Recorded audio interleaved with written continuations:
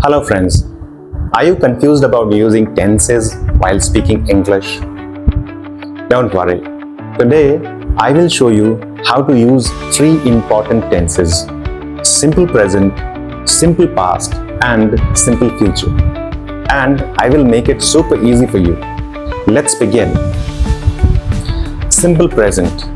We use the simple present tense to talk about habits, routines and facts. For example, I wake up at 6 a.m. She goes to school by bus. The sun rises in the east. Now, you try. Say, I eat breakfast at 8 o'clock. Great job. Repeat after me. He studies English every day. We play football on Sundays. Now let's talk about simple past. We use the simple past tense for things that already happened. For example, I watched a movie last night. We studied for the exam. They visited their grandmother. Now you say, I called my friend yesterday. Well done. Repeat after me. She cooked dinner last night. We went to the park. Now let's talk about simple future. We use the simple future tense to talk about what will happen.